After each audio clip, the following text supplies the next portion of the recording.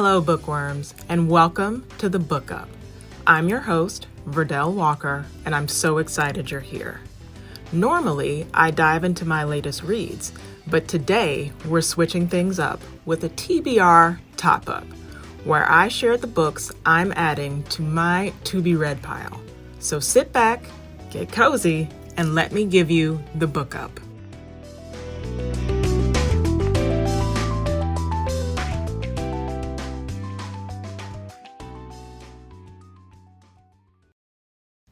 First up on my TBR is Katabasis by RF Kuang. This one caught my attention because Kuang is one of my favorite authors, and the premise of this book sounded so interesting. It's a dark academia fantasy. Here's the gist. 2 graduate students studying magic travel to hell to retrieve their dead faculty advisor's soul, whose recommendation letters and connections they desperately need. I knew I had to add this to my TBR because I loved her book Babel, and I think this will fill the Alex Stern-sized hole in my heart while I wait for the 3rd book in Leigh Bardugo's Alex Stern trilogy, which is due out in 2026. Side note, if you haven't read those first 2 books, Ninth House and Hellbent, I highly recommend. I share more about them on the Substack and the IG post for this episode, so please check it out. In Katabasis, I'm really hoping for all the things I've come to expect from Kuang. A gripping, propulsive plot, well-crafted characters that make me feel something, and atmospheric world building. Absolutely cannot wait for this book. Next, keeping up with the hell theme, another book I'm excited to get into is The Devil 3 Times by Rickey Fayne. This one caught my attention because of the premise and the huge buzz surrounding it.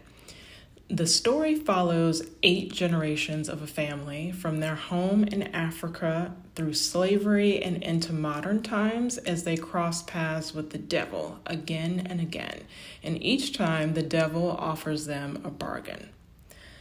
I wanted this on my TBR because of the unique concept and also because Fayne's background really intrigued me. His bio on his website says, his writing embodies his Black, Southern, overchurched upbringing in order to reimagine and honor his ancestors' experiences. I felt so seen when I read this. I wouldn't necessarily say I was overchurched, but I know where he's coming from. This is his debut novel, and I want to see what he has to say. I'm really hoping to see my experience as a Black Southerner reflected in this story and to read about the characters he's created. Here are a few that were in the book description that really jumped out at me. Lucille, who's a conjure woman, Asa, who passes for white, and Cassandra, who speaks to the dead. Switching things up a bit, moving on from hell, I've also added a nonfiction book to my list called Joy Goddess, A'Lelia Walker and the Harlem Renaissance by A'Lelia Bundles. This is a biography of A'Lelia Walker, the daughter of Madam C.J. Walker, written by her great-granddaughter. A'Lelia was a central figure in the Harlem Renaissance. She was America's first high-profile Black heiress and a prominent patron of the arts during that era. I love reading about the Harlem Renaissance, and I don't know too much about A'Lelia, so this book immediately caught my eye. I'm hoping to learn more about her and this era. I really didn't enjoy the Self-Made series on Netflix about Madam C.J. Walker, so I couldn't finish it. It was just too cringy for me. And I'm sure that this book will treat the legacy of both A'Lelia and Madam C.J. with the care and respect they deserve because it was written by a descendant. And finally, I've got a romantasy on my TBR, The Night and the Moth by Rachel Gillig. I'll be honest, bookworms, I'm a bit burnt out on romantasy at the moment, but this has been all over my Instagram feed and has been getting so much hype from influencers whose taste I respect. And it has a blurb from Rebecca Ross, an author I love.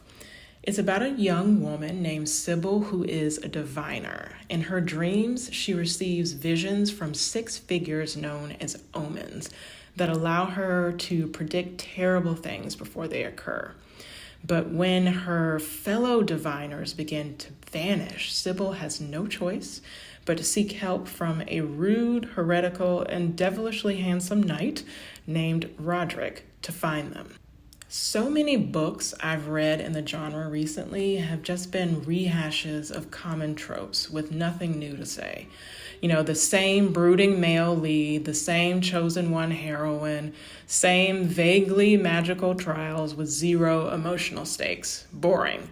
You know, I don't mind familiar elements, but I want a story that brings a new perspective, sharper character work, or at least some tension that I haven't seen a dozen times before.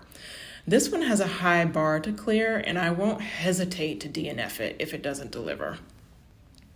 So that's what's on my TBR now, bookworms. Let me know what's on yours, or if any of these books tickle your fancy.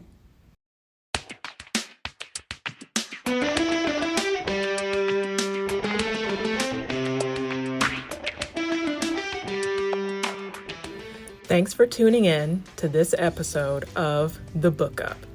If you want to pick up any of the books we discussed today, check out the episode description for shoppable links. I'll earn a commission if you make a purchase. Your support means a lot and helps keep the show going. Don't forget to follow or subscribe so you never miss an episode. I'd also love to hear from you. Leave a rating or a review, and if you have any book recommendations for my TBR, drop them in the comments over on Instagram at @TheBookUpPod. Thanks again for listening, and I'll catch you next time on The Book Up.